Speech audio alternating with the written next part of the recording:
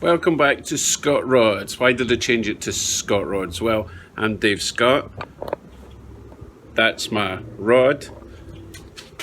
This is my garage. So it's Scott Rod Garage. Whatever.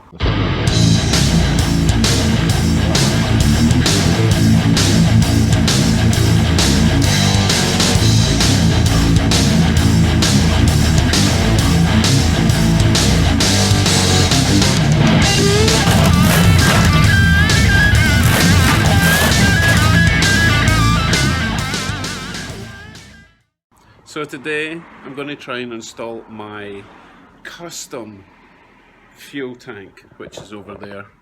That little orange box.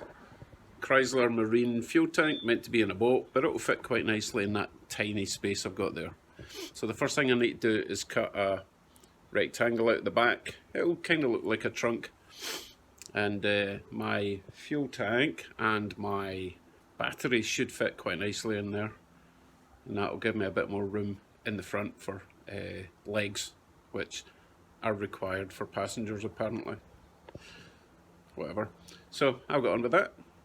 Let's make lots of mess in our lovely neighbourhood on a lovely Canadian day. Everyone's at work, no one cares.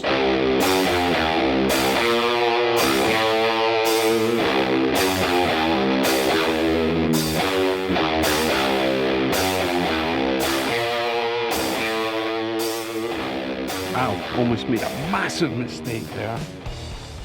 Drawn this right hand line wrong. Should be a perfect 4 inches all the way down. No one ever said 4 inches was perfect, but hey.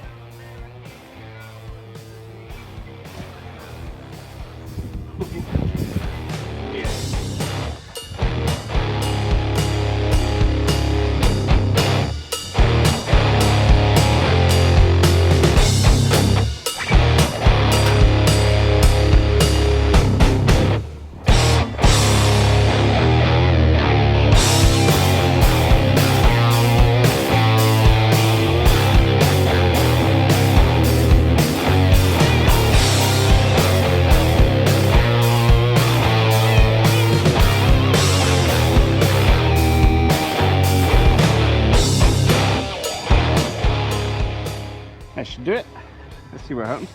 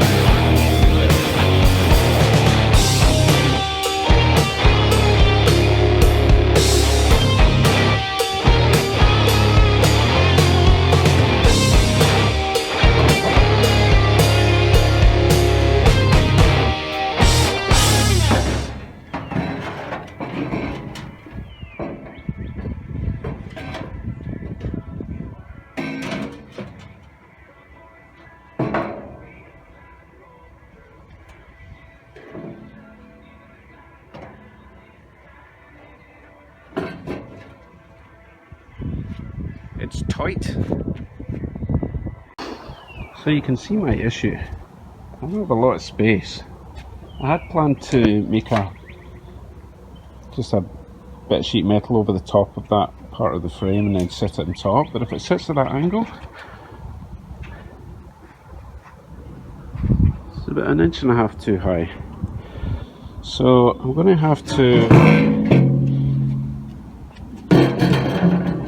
put a couple of brackets around here and lay the metal sheet down about 1 inch. I just hope there's enough room for the rear axle to be able to come up and down. Yeah. And then this will sit in there, which is, and that's plenty of room there. Ugh. Never easy, is it? The only alternative is to get a really flat tank going all the way along, which I maybe do one day. So let's not get too hung up on this particular tank. This is really just to get me going and get the fuel lines in place. So I'll persevere with this. You know that phrase, measure twice, cut once? Well, that's exactly what I didn't do on this occasion, which kind of sucks. So my last piece of steel for now is a bit freaking short. Isn't that annoying? So what I'm going to do for now, made these ledges, they'll get welded on. I'm going to tack them on for now. One there, lay the sheet down, and just at this point check that the tank is going to fit with the trunk lid on. This is all really awkward because I have to do this while the body's on. Once I know it fits, I can take the body off and actually get stuck into the proper welding. Thanks for all that noise, yeah. Okay, right, yeah, run with it.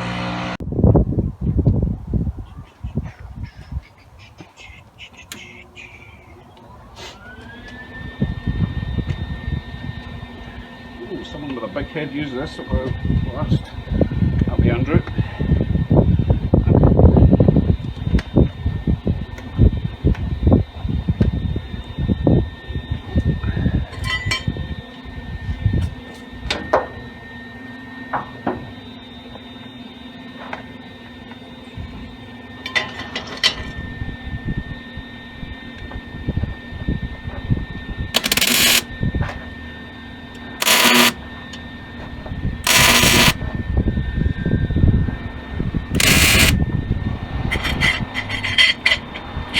Try picking stuff up. I haven't got my strong.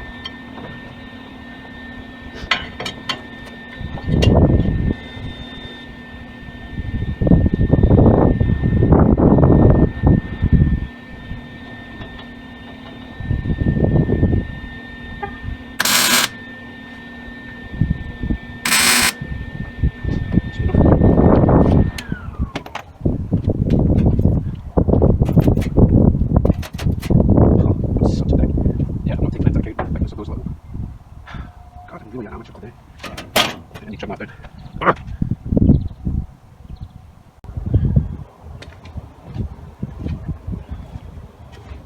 Right, trimmed down. Probably put a brace underneath in the middle.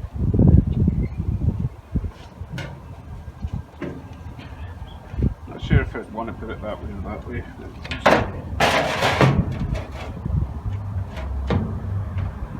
I prefer it that way because the fuel line's coming out that way and I want it run along there. Anyway.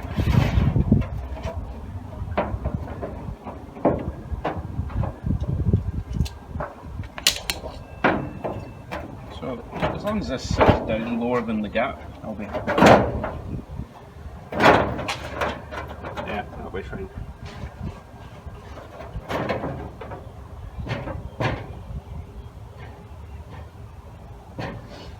I've got about an inch to play with, which is fine because I'm going to put some rubber matting underneath it as well. Good, good, good. Let's see what we've got. Look at all this lovely space. I'm going to put the battery down here. Maybe put a dividing wall here, just in case there's any sparks or whatever. But I've got a firewall, it should be fine. And this hole here, I'm not sure. I have actual space I don't know what to do with. That's a first. Although I may enlarge the fuel tank at one point, so I won't do anything permanent with that hole. Obviously I need to fit some hinges, clean that up, make a lip all the way around, catch rain or anything really, make a nice rubber seal. But for now, that's as far as I'm going with the tank, because the next stage is to get the whole body off, get the engine out and start getting the frame actually made solid.